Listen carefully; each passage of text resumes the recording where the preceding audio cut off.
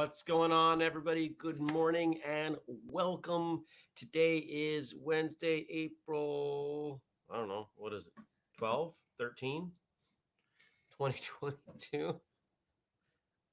Of all the things, yeah, 13. Wednesday, April 13th, 2022. My name is Jeremy, and this is my first cup. Good morning to Stacy and Liz and Jenny and Kelly and all the rest of you, whether you're watching live later or listening. Thanks for coming by. I don't know why I can't make the date stay in my brain. Like, I look at it about 6 times before I start the show. It won't remain there. I don't know why. I'm good at remembering things. For some reason, that one just doesn't hang. I get doubtful. Good morning, Andy. How was your Tuesday? Was it as good as mine? I did 3 great interviews. I have to say, we're doing some things a little bit different. I'm keeping the video on for just about everybody, and it's changing things. We're having better conversations, better dialogues. The guests are more engaged. They know I'm paying attention. I'm doing better because it forces me to give all of my attention. I can't look around at other things. Now, sometimes I don't like that. Sometimes I want to grab my phone and just check, like, what was that thing that they were talking about? Who they couldn't quite get a name or a movie. Let me grab that for them and seem really smart. I can't do those things anymore. But I think it's a good trade-off. I think it's worthwhile. I don't know if you can tell if you're only listening to the audio, but if you can, I want to know. I want to know if you can tell. So I mentioned that one of the guests yesterday was a big name, and it went really well. Quite often, when we get big name guests, they show up and they're used to being interviewed in a certain way, and it takes us some time to get through that, to move kind of past that. That was not the case yesterday. We hit the ground running. It was awesome. And we got a great hour. All 3 of them were great hours, honestly. One of them, I kept talking after we closed the show for probably 20 or 30 minutes. And I think, at least one, maybe even 2 of the people are kind of new whistlekick. I don't want to say fans. That feels arrogant, but people aligned with our mission. People that get it. Wouldn't surprise me if one of them, who owns a school, shows up for free training day in November 12th, Keene, New Hampshire. October 22nd, Portland, Oregon. There are Facebook events for both. Wouldn't surprise me if this person who lives in New York shows up for this. So, yeah. Oh, more people. Good morning also to Frank and Brian and Ray. Ray says, forgot to mention, I was in a school on Monday and had a student run up to me and say, is that a whistlekick hat? Was very excited to tell me his dad does Kempo and has done some seminars with you. I love that. I love when that stuff happens. One of my dreams is that this happens in an airport between 2 strangers, that people are traveling. And you know what it's like when you're traveling. You're just kind of like, I hate everyone. You're all smelly and too close to me. And, the airport. But somebody looks over to somebody else and they see them wearing something with whistlekick on, and they go up and say, hey, do you train? They say, yeah, I do. Whatever. Do you train? Yeah, I do something else. And they spend the rest of their time until one of them goes off to their plane chatting about martial arts. That's my dream. I want that to happen.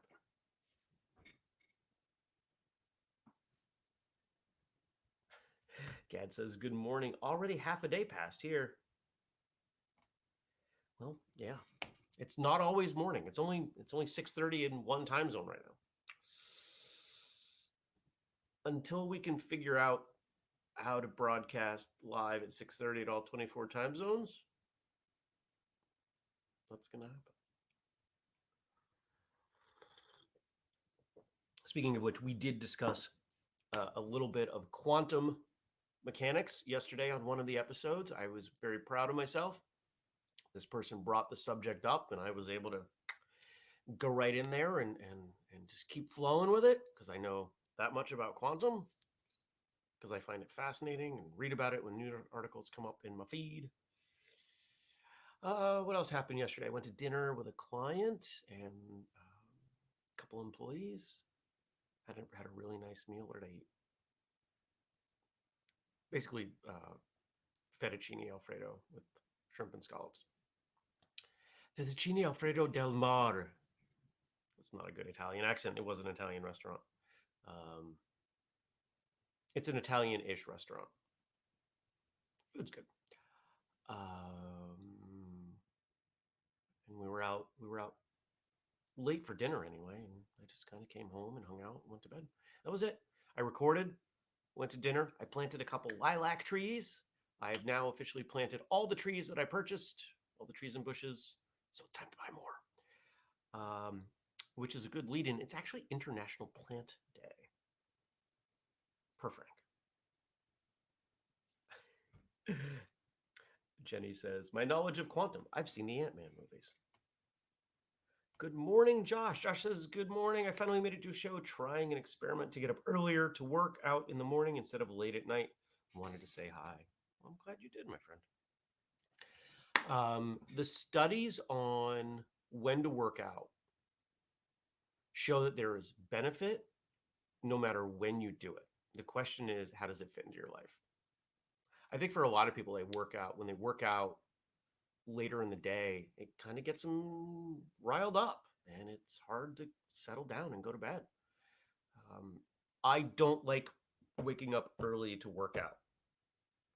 To me, working out is something I really enjoy. I like to do it later in the day, and it's a sign to myself. It's generally the first thing I do for myself in a given day. So to do it in the morning really throws me off, but I like the way I feel the rest of the day on the days that I do that. It's been a long time since I've worked out in the morning. I used to do it, but with this show, kind of tough. I'm not getting up any earlier. I love you guys. I'm not getting up earlier.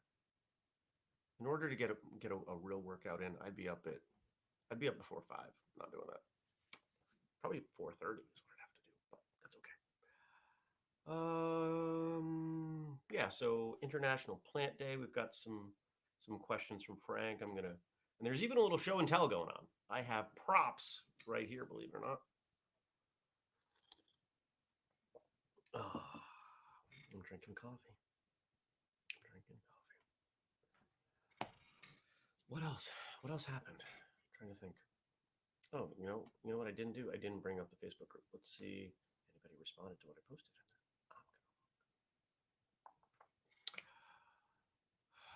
It's a nice day. Yeah, it's always interesting here in Vermont. End of winter, and you can call it spring all you want. This is the end of winter as far as I'm concerned. I'm outside in a t-shirt when it's like 58, 60 degrees. It's so much warmer than it was. It just feels warm, especially if the sun's out like it was yesterday.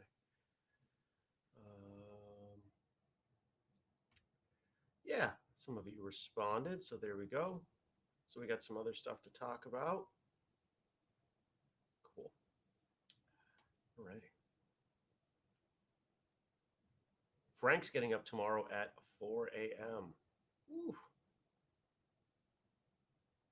And everybody's saying hi to Josh. Josh, be careful. This is addictive. There's a community. They will latch onto you. They won't let go in the best possible way.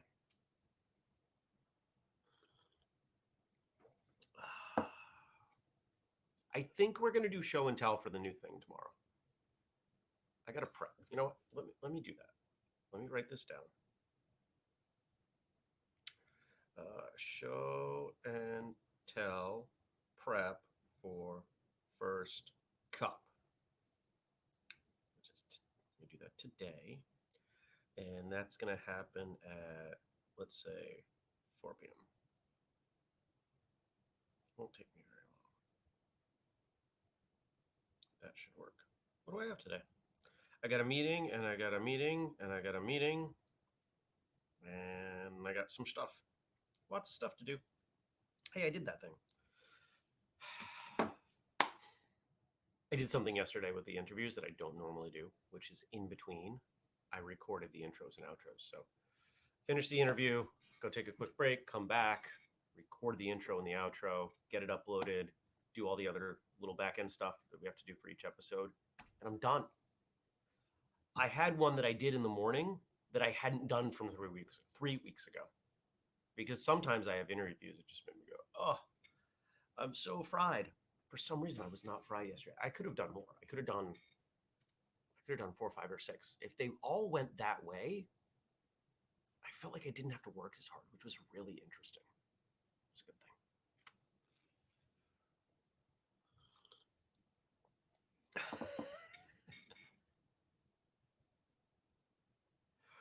thing. Jenny says, "One of us, one of us." How do we all know how to say that? She wrote "one of us, one of us, one of us," but we all read that as "one of us," right? Like, isn't that from a movie? I don't even think I've seen the movie. All right. Let's talk about plants. So today is International Plant Appreciation Day. If you've been watching the show for a long time, you know I love plants. I have plants all over the place. I give away plants, I plant plants, I propagate plants. I like plants. And so Frank has a question here, a few of them. Do you have a favorite website, book, podcast, or YouTube show that you get gardening information from? No, actually. Um, I've been gardening long enough that I'm at a point where I kind of just listen to what the plants tell me. You can tell plants are really simple. When I talk to people who struggle with plants, it's because they have one of two attitudes.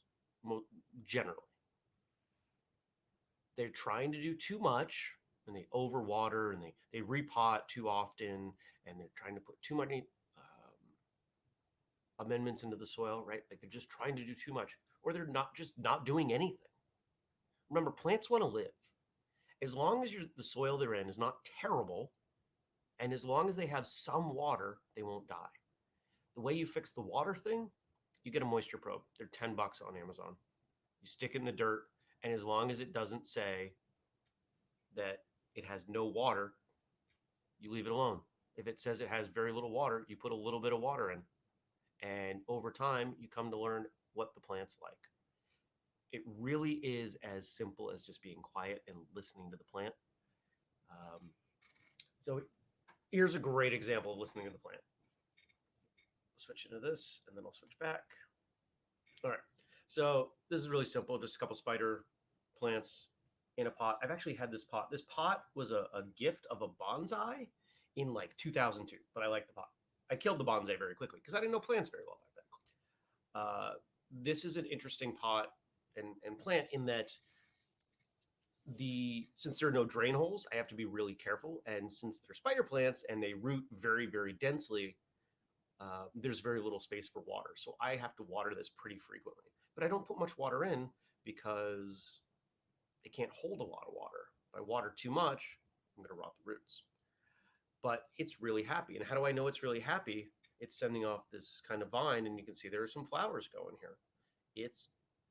This is how I know a spider plant is really happy, is when it starts doing this, because it's using energy that it has to do something that is unnecessary to its survival.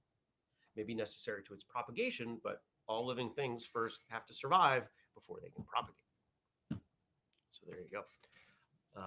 And a lot of the plants that I have are kind of like it's all that philosophy. You know, there's an avocado tree, and it just kind of does its thing. And there's a palm, and well, they're all over the place. I think I've given a plant tour. I'll do another outside tour at some point this summer because I've already put in 3, 7, 3, 4, 5, 6, 7, 8. I've already planted 8 new things, and last fall I planted like 4 new things, and there's going to be way more. So yeah, we'll do a tour. Jenny says it is from an old movie, though I can't remember which one. I know it had a pop culture reference in The Simpsons. And Stacey says it shows up in The Simpsons and Wolf of Wall Street. And Josh has a link that I'm not going to click on right now. Stacey says, thanks, Google. I'm going to have some new and crazy ads now. That's awesome. Sometimes I like that. It's funny. I'll have a conversation with someone just in words. This happened on Sunday. I told you I went to Maine, had lunch with a friend, and we were talking about something, and he sent me a screenshot of his phone later, something he's never searched for. He got an ad for. Yeah, something that we were talking about, something that was only in voice.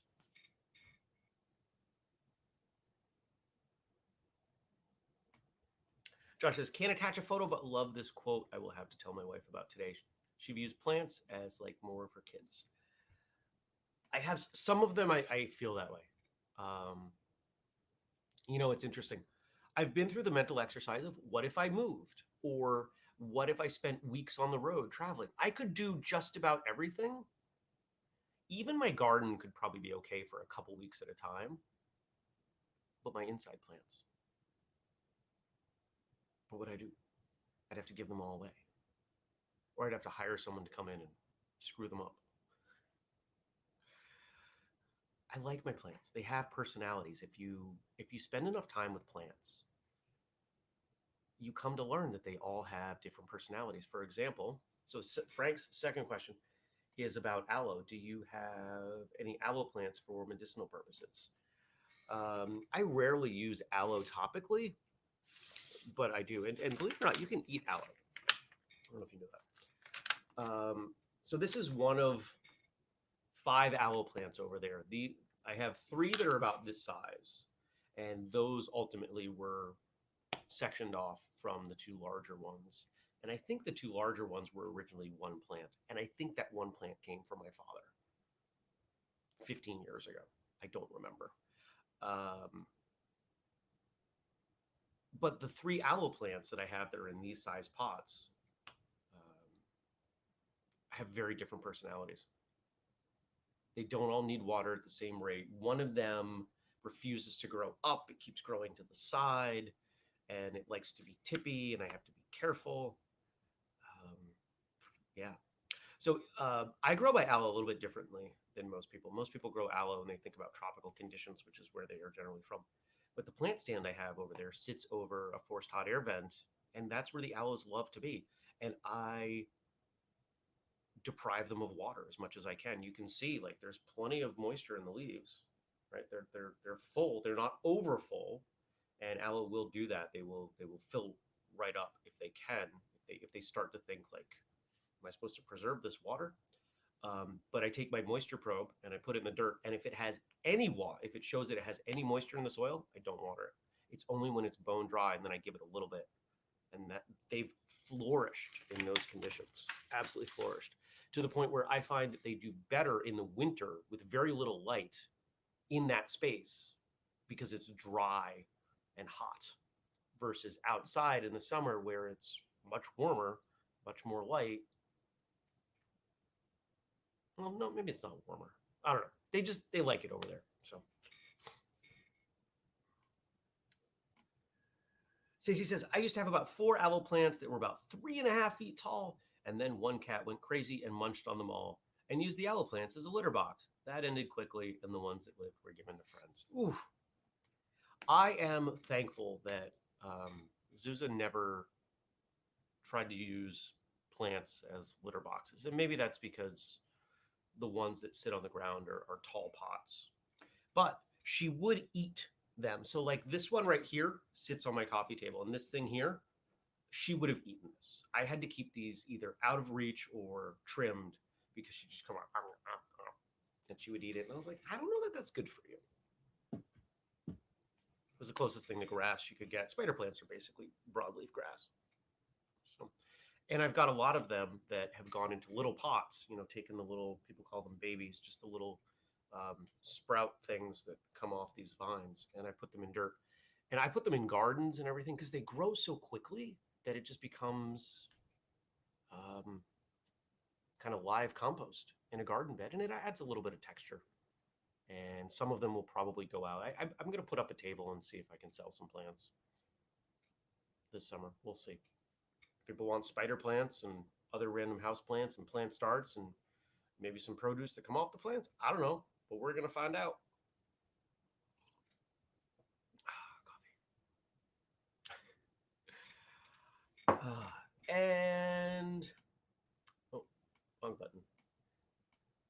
last question from Frank. What type of tomatoes do you like to grow? So I have struggled over the years with tomatoes. Um, the hornworms just destroy them. Um, and then there are other things that also do a number on the plants as well as the fruit. And that's why I primarily grow tomatillos. If you don't know tomatillos, they're the green tomato looking things, and they have that kind of papery husk. They're like ground cherries, if you know ground cherries, but tomatillos are much larger.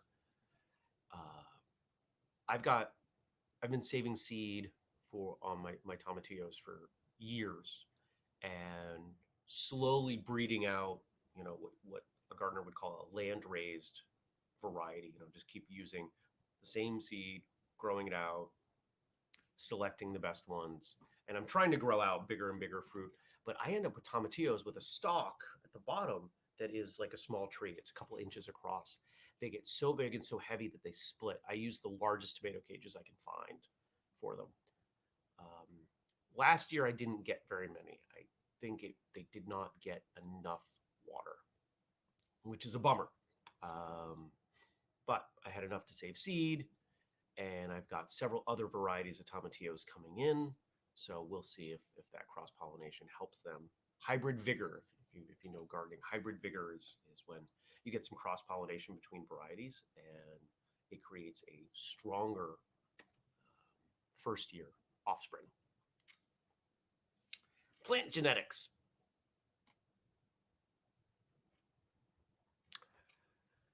I also grow ground cherries, but there are a number of other tomatoes that I grow just to try and preserve seed.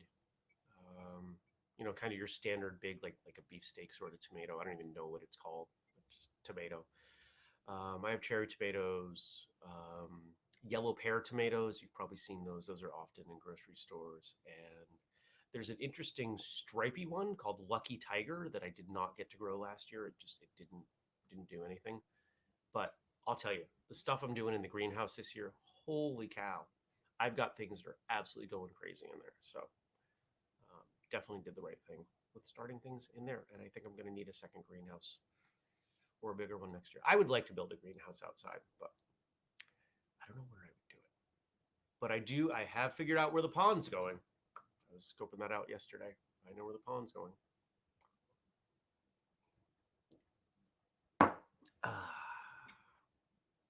Kelly says, I'm more of a flower person rather than veggies. I get it. Flowers are beautiful.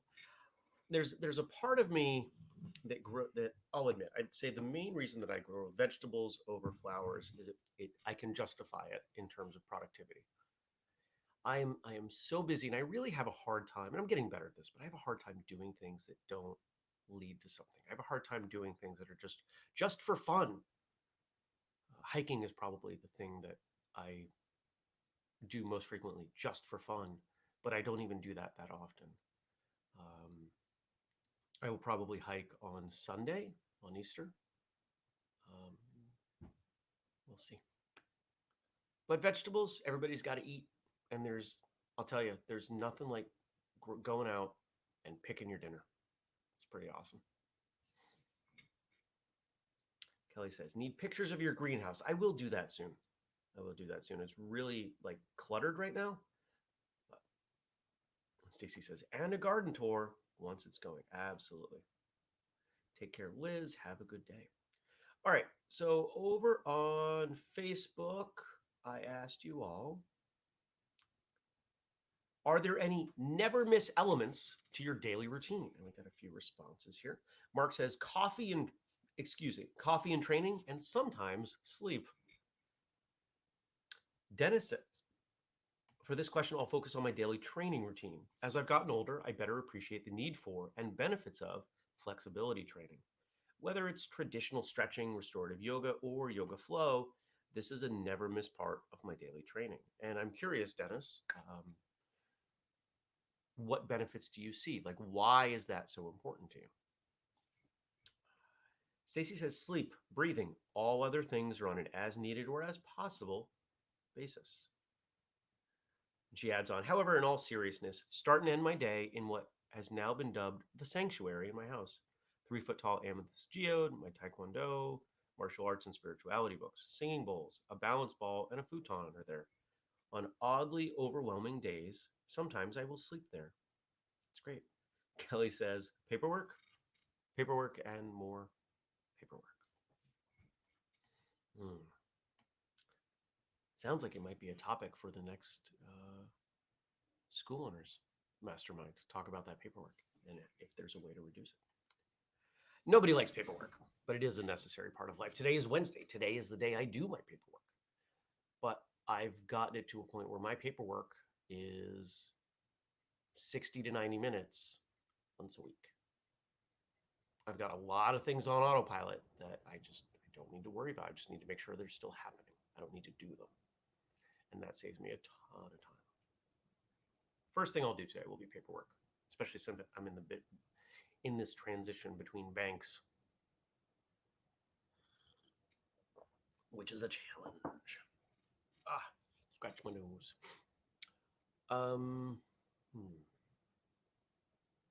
Anything else? I think that's it. Yeah, I think that's it. I don't know what the weather is supposed to be today, but I had the window open for a crack yesterday. It was really nice. In part because I was boiling sap and the house was getting kind of steamy. So I set up a fan on a counter and blew the steam out the window. Oh, here's a fun story. I will end on this. So I go outside. I had a couple lilac trees that I purchased from Costco. It was like $8 or $9 for 2 lilacs. They were pink. I don't have any pink. I have purple and white. And I'm trying to build up the hedgerow of the lilacs. So I said, yeah, I'll grab those. And they've been sitting out on the porch, and I planted them yesterday. And I'm sitting there planting them, and the neighbor's dogs come up. It's like, oh, you guys aren't usually outside during the day. And I look over, and both the cars are gone. And I'm like, huh. So they're sticking pretty close to me. And the older one, we're playing. I'm throwing sticks, and I'm trying to keep them from stepping on these very small lilacs because they're like, oh, what are you doing? And I'm just boxing them out and throwing sticks. And they're acting like they're getting away with something. Like you ever see a couple kids and they do something they're not supposed to and it works, and then they're like, now what? And that's really what it felt like. They were definitely giving off this vibe like they were getting away with something. So I messaged the neighbor and I said, hey, just want to let you know the dogs are out and they're definitely acting like they shouldn't be out and they know it. And she writes back, oh man, how did they get out? Can you please put them back in the house? So I got them rounded up and I got them back in the house. And it was just so funny because I could just tell, like they just had this energy, like we got out, but now what do we do?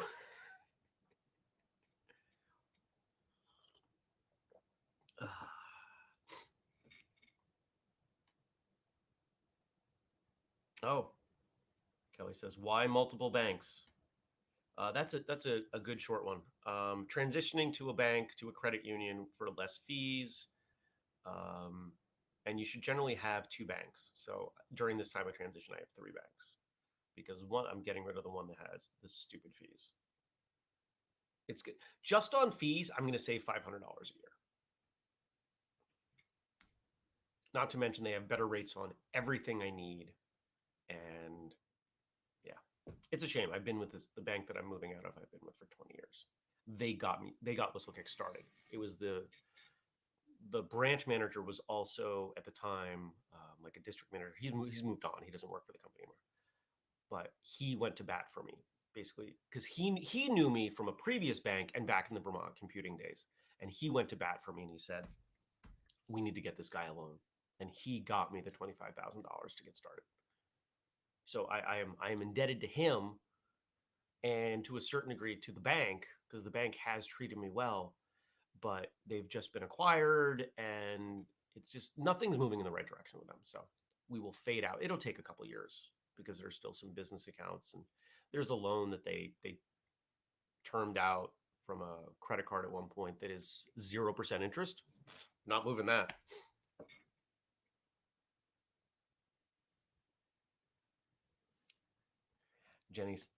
Adding on to earlier conversation, yoga every day. I wish I could read for leisure every day. I'm getting close to it. That's awesome. Kelly says, I love lilacs. Had a backyard fence put up last year because before my dog had to be tied and kept getting tangled around them. So they had to come down. Looking forward to planting new ones this spring. That's great. Awesome. Yeah, the smell of lilacs to me, that's the official start of summer. I love that smell. And I'm fortunate in that they don't all bloom at once. So the smell is extended. It's about 3 to 4 weeks that I get the smell of lilacs in my yard. All right, I'm going to go. I hope you have an awesome day. I hope you will come back tomorrow. Episode 700, if it's not up yet, will be up soon in audio, so you can check that out. I'm expecting today. If you want to support us, remember you got a bunch of ways. You've got the code firstcup15 at whistlekick.com. You've got the Patreon, and of course, you've got whistlekick.com/family. If you're family and you haven't checked out that page recently, you should do so. Oh, I clicked and it didn't go. There it goes. If you've got questions or comments, facebook.com/firstcupwithjeremy, or you can email me, jeremy@whistlekick.com. And remember, we do the show every weekday, 6:30 a.m. U.S. Eastern Time on Facebook, on YouTube. Monday, Wednesday, Friday, it's on Twitter. Tuesdays and Thursdays, we're on Twitch. Thanks for coming by, everybody. I appreciate you. Be well, and I'll see you back here tomorrow. Take care. Peace. Click.